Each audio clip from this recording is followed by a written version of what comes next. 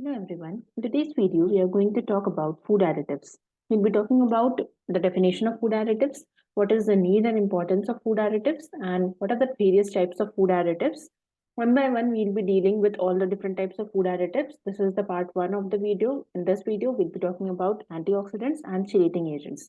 The rest of the food additives I'll be discussing in the further videos. So let's start. First of all, starting with the definition of food additive. A food additive is defined as a substance or mixture of substance which is other than the basic foodstuff and which is present in the food as a result of any aspects of production, processing, storage, or packaging. Okay, so what that basically a food additive is? It is defined as a substance or a mixture of substance. It can be one substance or more than one substance in the form of a mixture, other than the normal foodstuff which is present. Okay, and it may be because of a result of any aspects of the production process, processing, or storage or packaging. Okay. So this definition includes all both the types of additives, that is the intentional one and the unintentional one. Now, what are the unintentional additives which are not added to achieve an effect in the food, but they may accidentally enter into the food because of some process like during the agricultural production, during the raising of the animals, during the food processing or packaging. Okay, and they are not additives in the real sense or technical sense, we can say, but they are referred to as food contaminants. Okay, so basically what we have learned two things here, that a food additive, it is defined as a substance or a mixture of substance which is other than the basic food stuff and which is present in the food because of any aspects of production, processing, or storage.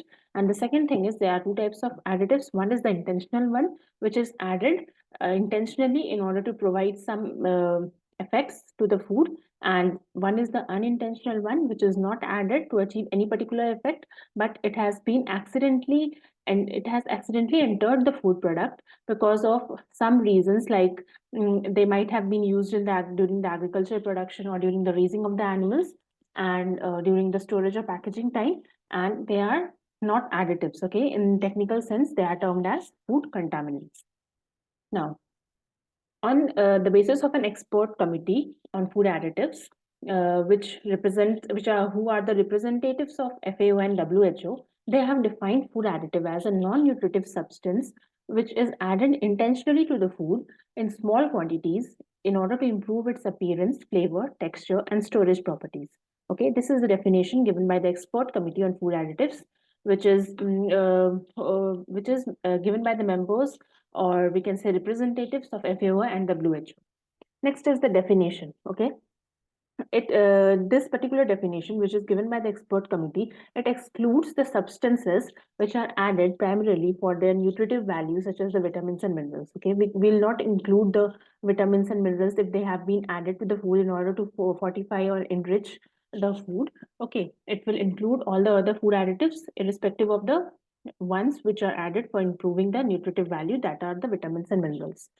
The next is the Codex Committee on Food Additives and Contaminants. It is an important full form which can also be a question in some of the examinations.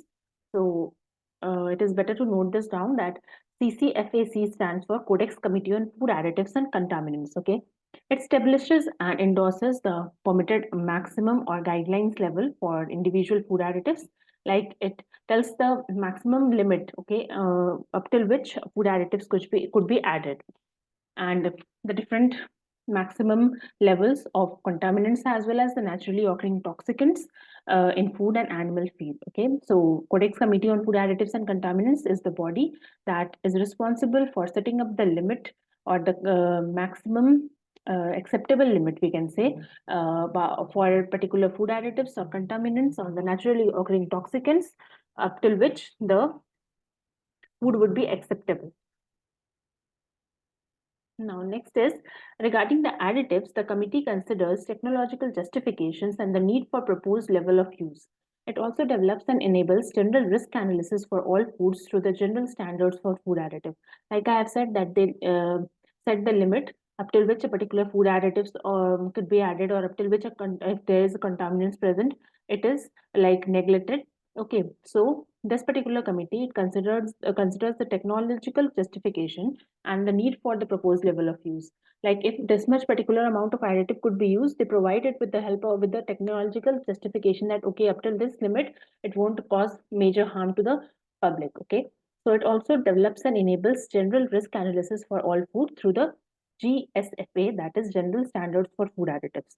Okay, so there is another full form which we have got here, and the General Standards for Contaminants and Toxicants in Food. Okay, GSTF. Now, there is a broad definition of food additive, that is, it is any substance, the intended use of which results directly or indirectly in its becoming a component of or otherwise affecting the characteristics of any food and which is safe under the condition of its use. So, food additive here is defined as a particular substance whose use, okay, directly or indirectly makes it a component of the food, okay, and it affects the characteristics of the food, and it should be safe and appropriate for use. Any substance present in the food, either by intentional addition or an unintentional contaminant, has its effect on the safety of the food. It is obvious that if any particular substance is present in the food, maybe it is intentional or unintentional, it will have the effect on the safety criteria of the food.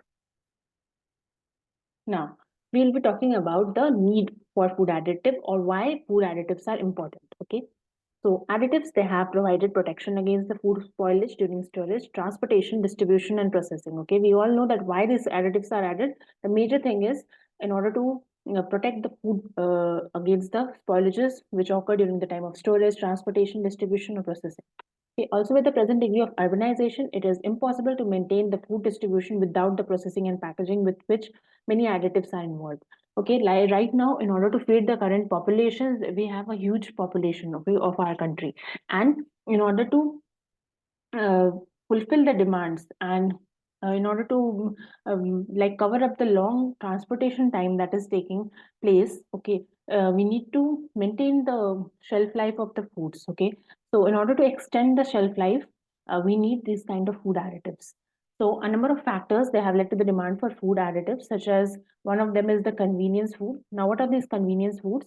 So these foods are the foods which are ready to cook or instant foods, which we can say like they are noodles, Maggie noodles, right? What you need to do is you just need to put it in the hot water and it is ready in 2 minutes.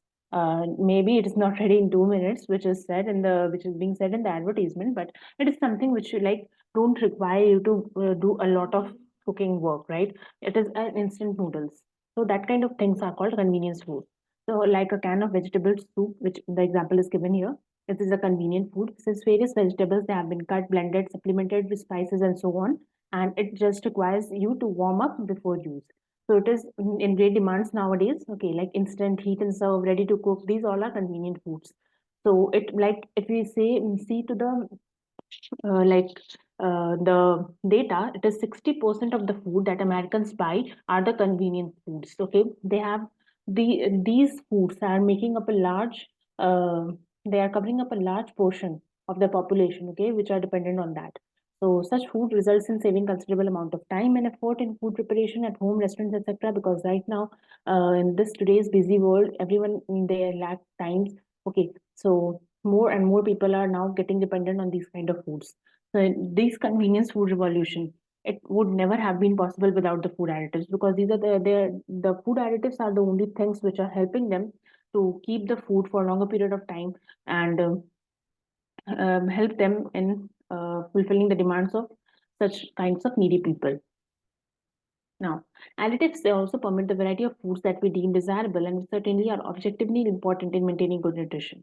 Vitamins and minerals they are important among other things for good health, and many of these chemical additives can be manufactured so that the foods can be fortified and enriched. Okay, so additives are also helping in fortifying and enriching. Let us see how, like potassium iodide, for instance, added to common salt can eliminate goiter. Enriched rice or bread with B complex vitamins can eliminate pellagra, and adding vitamin D to cow milk prevents rickets. Okay. So many foods, they particularly those with high moisture content, they generally do not keep well, they deteriorate faster. So all foods are subject to microbial attack. Fatty or oily foods, they become rancid, particularly when exposed to humid air. The conservation of quality of food against these agents causing such deterioration of foods require the addition of the preservatives. Okay. So in order to prevent this kind of contamination which is taking place, like the high moisture content foods are getting spoiled, the fatty foods are getting rancid. So in order to protect these foods from this kind of damage, preservatives are required. Okay. So there are several other uses of food additives, such as additives are also used to color foods. They are also used to add flavor, impart firmness, and also they helps in retarding or hastening the chemical reactions in the food. So moving further, there's then the need for the use of food additives in maintaining the nutritional quality of the food to enhance the stability with resulting reduction in the wastage and to make the food more attractive and to provide efficient aids in processing, packaging, and transportation. Food additives are necessary. And the amount of additives used should always be kept to a minimum, and we can say to a specified limit. It should conform to the standards of purity and it should be safe. On the other hand, food additives, they must not be used to disguise the faulty processing and handling techniques to deceive the customers, or if it reduces the food nutritive value, or when the desired effect can be achieved by good manufacturing practices that are economically feasible. Okay, so we need to keep this thing in mind that if the food additives are being used, so it should not be used in case to disguise the customer. Okay, so the first type of food additive which we are going to discuss is antioxidants. What are antioxidants?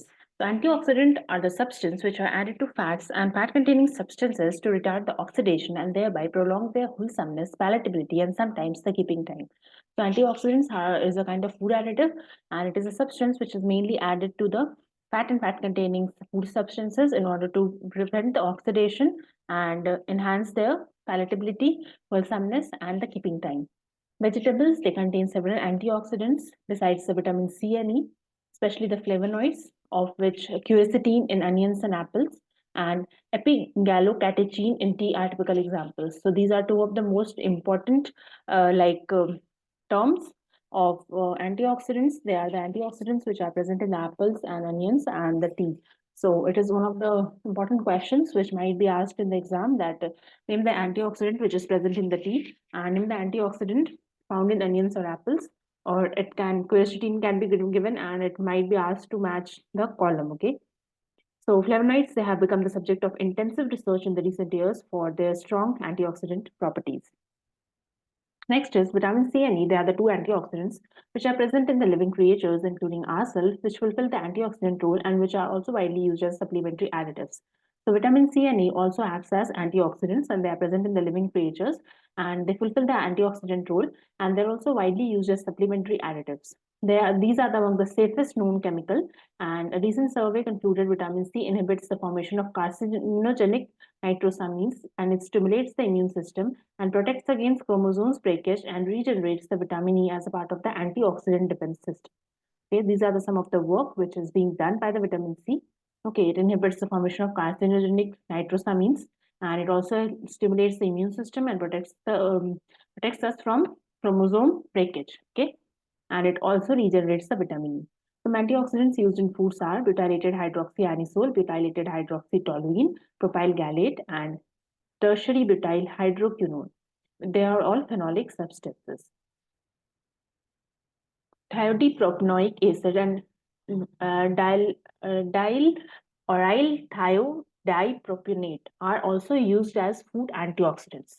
The joint FAO and WHO is corrected. It is FAO and WHO expert committee. Okay, it provided us with a limit of BHA and BHT. That is, they set them at 0.05 milligram per kg for BHA and 0 to 0.3 milligram per kg body weight for PHT.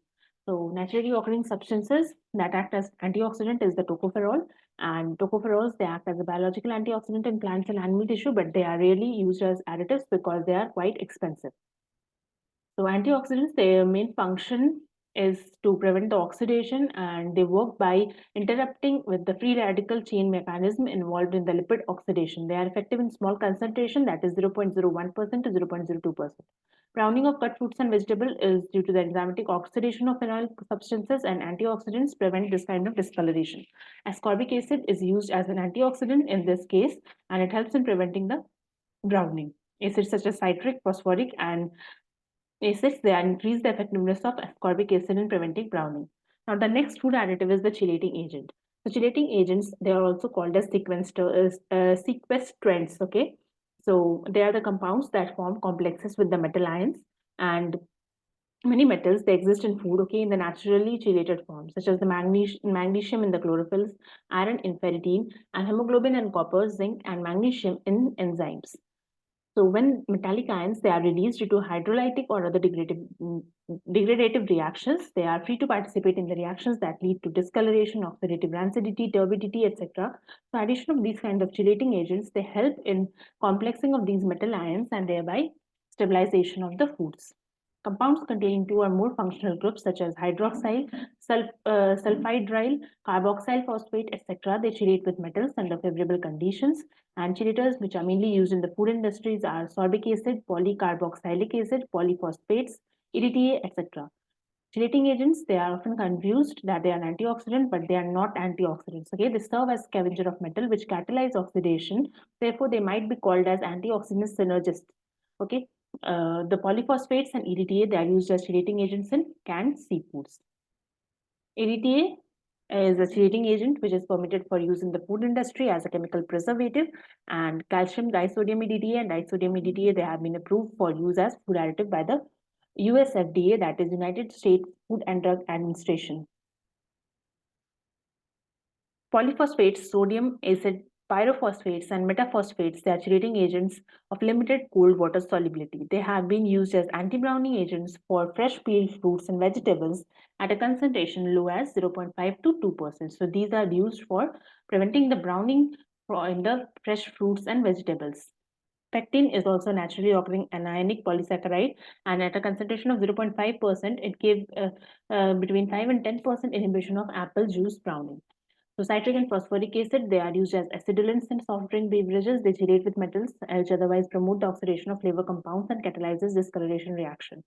And chelating agents, they also stabilize fermented malt beverages by complexing with the copper, which otherwise catalyze the oxidation of phenolic substances and leads to the problems of haziness and turbidity in the fermented beverage. So that is all about this particular topic. And the next food additives, the next type of food additives, we'll be discussing in the part 2 of the food additives. That's all for this video. Thank you so much. If you like the video, please do like, share, and subscribe to Food Tech Section.